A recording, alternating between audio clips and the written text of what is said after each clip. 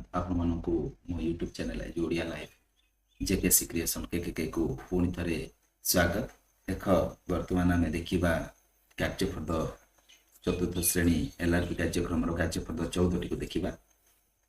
देख बर्तमान देमको शिक्षण कार्य एक तले दि जा शब्द गुड़िकर अर्थ बंधनी मध्य बाछिकी कोठर लेखा परिष्कार अकुलसित आश्चर्य पाख आउ अछपा ये तो पार्श्व माने कौन जानिच पार्श्व माने कौन पिला माने जमदी लौड़ीर बाड़ी सेमती पार्श्व माने पाख पाख विस्मय विस्मय माने आश्चर्य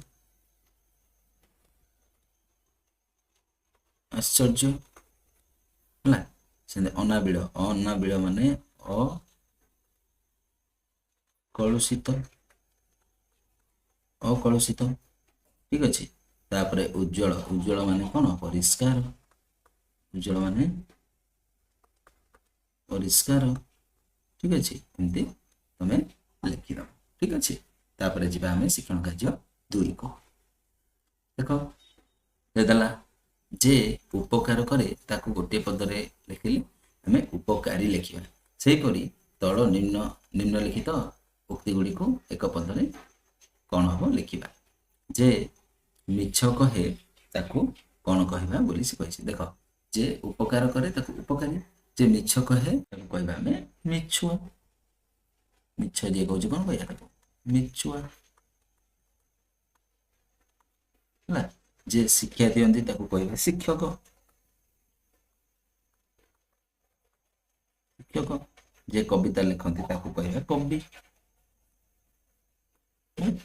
लिखिद। नेक्स्ट शिक्षण कार्य 3 जा देख शिक्षण कार्य 3 देला जनवरी मास एटा गोटे पढ़िया को फास्ट पढ़ी दियो देख जनवरी मास 1 तारिख नुआ वर्ष आरंभ हुए। गोपबंधु प्राथमिक विद्यालय रे राधु और मधु सांग मानक सह मिसिकरी भोजी भात कले। प्रधान शिक्षक नरहरि बाबूंक भोजी रे उपस्थित रहिबाकू पिला माने अनुरोध कले। पिलामानंक अनुरोध रखी प्रधान शिक्षक भोजी को आसीथिले। पिला माने बहुत खुशी हेले। पढ़िले ऊपर शिक्षण कार्यटी को तापर देख ऊपर लिखित अनुच्छेद नाम को बुझाउथिबा शब्द को बाछि लिख। नाम नाम हमर कोडा कोडा बुझाउछि वर्तमान हमें देखिबा। देखो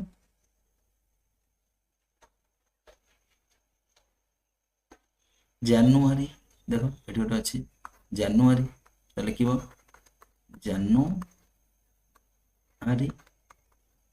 सॉरी जानुआरी ठीक अच्छे। नेक्स्ट कौन आसला गोपबंधु देख ये अच्छे गोपबंधु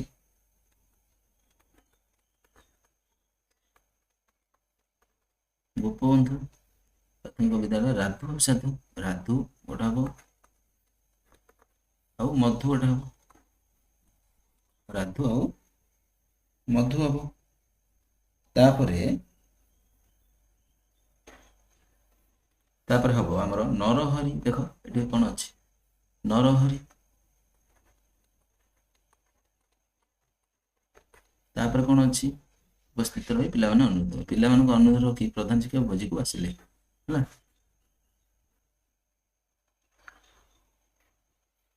आउ अच्छी कि आउ ना है ना जाए ठीक अच्छे। नेक्स्ट आम देखा आमर कोटा शिक्षण कार्य 14 बर्तमान आम ए भितर ही आम शिक्षण कार्य 15 टी भी देखीदे। देख बर्तमान आम शिक्षण कार्य 15 टी देखिए शिक्षण कार्य आमर कार्यफर्द 15 टी रे शिक्षण कार्य 1 टी देख गला बंधनी मध्य ठीक शब्द टी ले तल अनुच्छेदर शून्य स्थान पूरण कर। से तार तांकु तार से कुकुर एक गृहपालित पशु है तार तार 2टी आखि और 2टी कान एवं 4टी गोड़ अच्छी है तार लगला है सेमती। नेक्स्ट देखिए से लोक मानकर बहुत उपकार करे से भी हो गला है से हो गला तार भी हो गला है से लोक मानकर बहुत उपकार करते जीवन देई है ସେମାନଙ୍କୁ ସାହାଯ୍ୟ ଜୀବନ ଦେଇ ଲେଖିବ କଣ ଦେଖ ସେ ଜୀବନ ଦେଇ ସେମାନଙ୍କୁ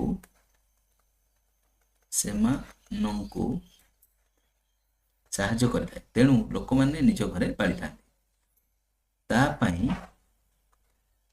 ଗର୍ବ କରନ୍ତି। ଠିକ ଅଛି, ଶିକ୍ଷଣ କାର୍ଯ୍ୟ ଏକଟି ସରିଲା। 2 ଯିବା। ଦିନେ ରାସ୍ତାରେ ହଠାତ୍ ଦୁର୍ଘଟଣା ଘଟିଲା। ପିଲାଟି ସାଇକେଲରୁ ଛିଟକି ତଳେ ପଡ଼ିଲା। ଲୋକମାନେ ଦୌଡ଼ି ଆସିଲେ, ପିଲାଟିକୁ ତଳୁ ଉଠାଇଲେ, ଆରାମରେ କିଛି ସମୟ ବସାଇଲେ, ପ୍ରାଥମିକ ଚିକିତ୍ସା କଲେ।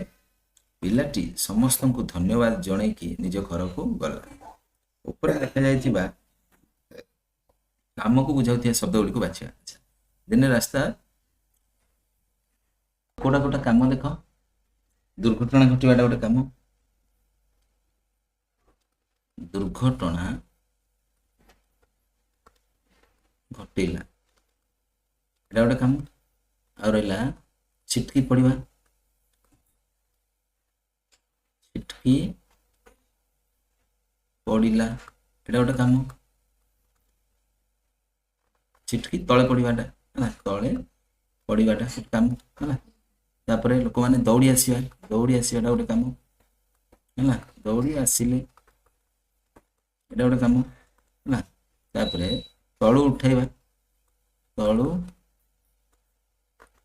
ଉଠାଇଲେ ଏଟା ଗୋଟେ କାମ। ତାପରେ ବସାଇବା ଗୋଟେ କାମ, ବସାଇଲେ ଏଟା ଗୋଟେ କାମ। ସେମିତି ଚିକିତ୍ସା କଲେ ଏଟା ବି ଗୋଟେ କାମ, ଚିକିତ୍ସା କରିବା ଏଟା ଗୋଟେ କାମ। ସେମିତି ତଳୁ ଉଠାଇଲେ ହେଇଯାଇଛି ହେଲା, ଚିକିତ୍ସା କଲେ ହେଲା। ପିଲାଟି ସମସ୍ତଙ୍କୁ ଧନ୍ୟବାଦ ଜଣେଇ ହେଲା ନିଜ ଘରକୁ ଗଲା। ଧନ୍ୟବାଦ ଜଣେଇବାଟା ଗୋଟେ କାମ, ଧନ୍ୟବାଦ ଜଣେଇବା।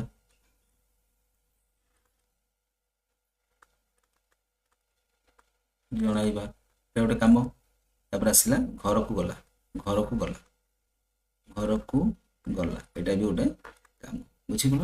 ଏତିକି ଲେଖିଦବ, କାମ ଜାଣିଲ। ନେକ୍ସଟ ଯିବା ଶିକ୍ଷଣ କାର୍ଯ୍ୟ ଆମେ 3 କୁ। ଦେଖ ଦେଲା କ ସ୍ତମ୍ଭର ଶବ୍ଦ ସହିତ ଖ ସ୍ତମ୍ଭକୁ ମିଳେଇକିରି ଗ ସ୍ତମ୍ଭରେ ଲେଖିବା। ଲୋକମାନେ ଲେଖିବ, ଲୋକମାନେ, ପର୍ବତ ହେଲା। ତାପରେ ଦେଖ ପକ୍ଷୀ ଦଳ ଗୋଟେ ମାରିଦିଅ ଫାଷ୍ଟ ହେଲା। ବହି ଗୁଡ଼ିକ ହେଲା। ପର୍ବତ ରାଜି ହେଲା, ଏମିତି ଲେଖିଦବ। ଦେଖ ଲୋକମାନେ ହେଇଯାଇଛି ପର୍ବତ ରାଜି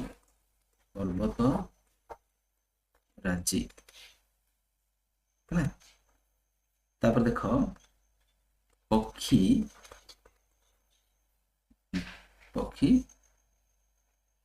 ହେଲା, ଦଳ ହେଲା। ତାପରେ ଆସିବ ବହି ହେଲା, ବହି ଗୁଡ଼ିକ।